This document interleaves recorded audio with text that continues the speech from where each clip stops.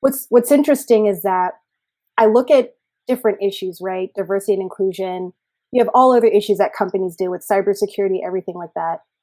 Those things are tough. And even when people don't know what to do, they're still kind of taking what do I know at a basic level? I know that, I should communicate to my employees the importance of cyber, whatever it is. Like for these really hard things, we seem to know what to do. Right, right. That's right. And then for diversity and inclusion, That's true. there's this tweet that was like, I was gonna, but then and he was like, and I said, and I was like, oh, are you gonna? And then I was like, whoa.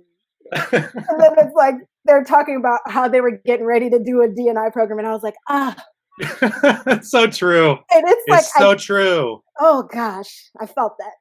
And so it's like the fear of not saying the right thing can stop people from saying anything. But I would encourage you, lead with your heart.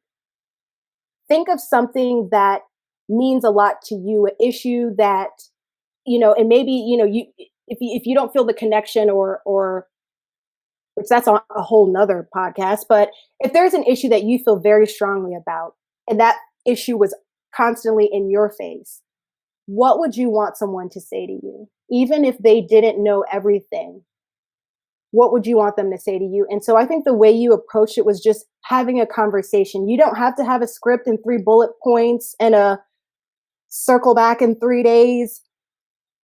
One of the things I love that the head of GovLoop did is we had a team meeting planned, and he stopped and talked to us, shared with us, in college, he had a professor who did the, freedom rides and what his experiences have been and things that he's struggling with. He opened it up and made it okay to say, I don't know, but I still want to be here for you. How do you feel? And if you don't feel safe sharing that in this meeting, there are a series of other places and spaces for you to say that. We started a Slack channel for, allies to put stories or share things in there, or do different things, because people share and respond in different ways. And not everyone is comfortable opening up at the team meeting, but it's the answer is not continuing on as if nothing happens. Like, don't, hey, yeah, so if you're going to acknowledge it, yeah, this happened.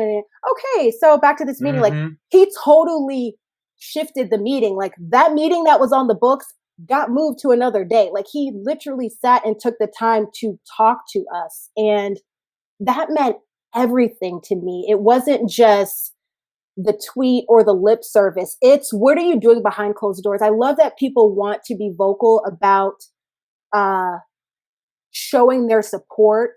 But after you've given the folks Juneteenth off, after you've changed the Aunt Jemima pancake box, after you've torn down the statues, you really have to look at yourself and ask, how are my actions and my words impacting real people? What am I doing to, we had a speaker at one of our recent Next Gen training summits, and she's like, whose hands are you acknowledging and whose hands are you ignoring?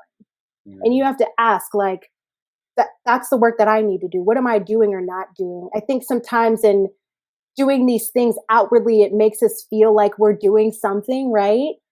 But then we still have to go back to our virtual offices or in office and interact with real people. And so I think the first step is just being honest and acknowledging. And not that you always have to bring it up at every meeting, but, as you acknowledge it, when there are conversations ongoing, or like we, saw the recent shooting in Wisconsin, there are people hurting now. And so saying,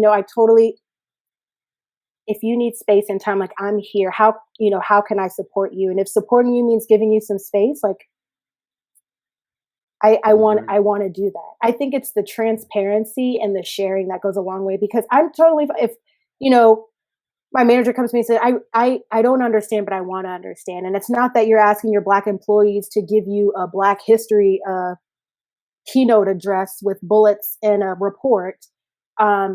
It's me really wanting to understand. I will never forget, I heard on this podcast, someone asked people this question, like, to understand from your employees, like, what's it like to be you? What's it like? And I don't know. And I want to know, so that I can be here to support you, because my number one job as a manager is to help you succeed and remove barriers for you to do well and to thrive.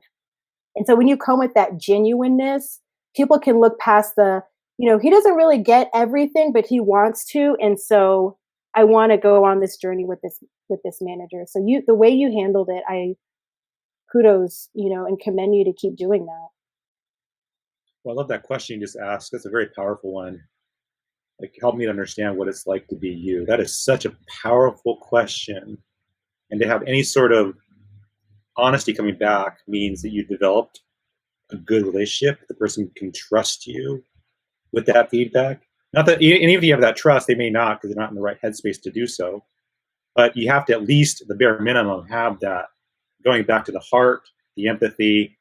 That relationship has to be built there in order for that answer to even come back in a legitimate way.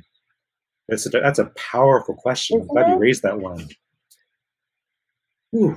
I asked my husband that question too. I'm like, we've been married 10 years, but I still ask him, right? What's it like to be you? There's things that each of us face in our own respective ways. And there's things we face up here that we don't always even say out loud. And to have someone really care enough to ask you that. Thank you so much for listening to this clip of the Data Talk podcast. To check out the full show or see the full catalog of previous episodes, go to Experian.com/Data Talk.